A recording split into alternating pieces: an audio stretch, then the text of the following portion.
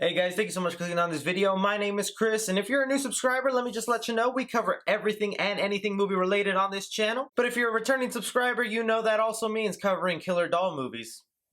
James Wan, the helmer of this Conjuring universe, let out our first look at Annabelle 3, or now as it's titled, Annabelle Comes Home. I already did a video covering the basics of this movie, so if you want small details about who's directing it, who's writing it, the story, characters involved, I'll link it down below or card right above me. But a quick summary, this will be the third Annabelle movie they make. This will be the first time Ed and Lorraine Warren come into a spin-off film of the Conjuring universe. The movie is being described as Night at the Museum with Annabelle, but it will mainly be focusing on Ed and Lorraine Warren's 10-year-old daughter Judy, who during a sleepover, Annabelle decides to bring the infamous Ed and Lorraine Warren Museum to life to wreak havoc for them one night. And with this first image that we got, it's really something to look at. It's just fascinating. Everything in this picture minus Annabelle is something that could have its own spin-off film. Because I mean, that's kind of what they do now in every Conjuring movie. They have the main demon and then they have a couple of side demons and they see what audiences like and they're like, you like that? You get a spin-off. So what I'm going to do is I'm going to go into breaking down this image for you and giving you details on the items already on here from what we know from past Conjuring movies and what they could mean for this third Annabelle movie. Now, one of the first things we want to take a look at here is the board game on the bottom corner, Feely Mealy. Now, this is actually a real board game that came out way back in the day. The purpose of this board game is you would have a bunch of stuff inside this box, little trinkets like a little frog, a fork, a spoon. The point is you would sit in a circle with your friends, you would stick your hand in the box, and if you guess correctly what you were touching,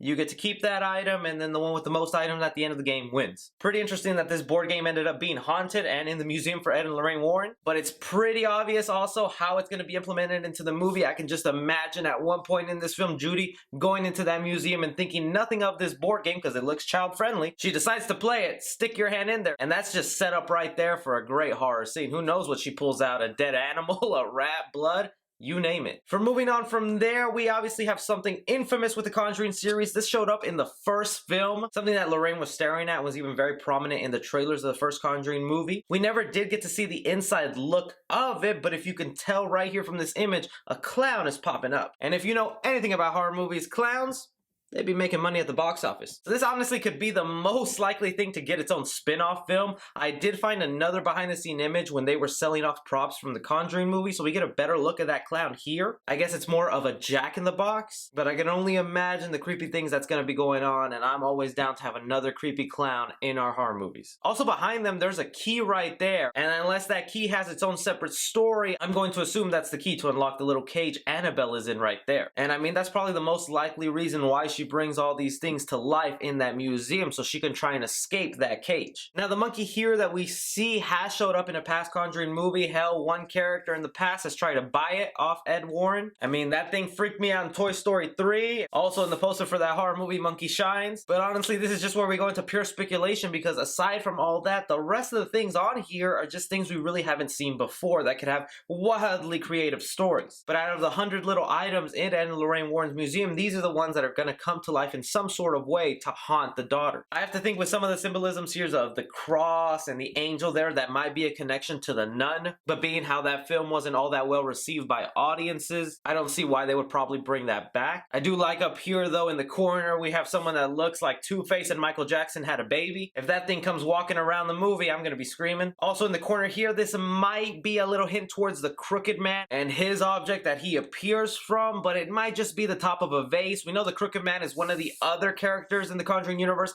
that has been confirmed to have some sort of spin-off movie, though we have yet to hear any movement on that. So this Annabelle movie could be a jumping off point for the Crooked Man. Honestly, in the end, this photo did exactly what it was supposed to do, which is hype us up and get us speculating about this movie. I'm excited to see the third Annabelle. First one I didn't like so much, but the second one was so great. So if the third one can even be somewhere in between, hell, I think that's a good time. But let me know your theories, your speculation on this image. Happy to hear from you guys. Be sure to like and subscribe. Follow me on Twitter at 3C Film Review. As always, I'm Chris. Take care.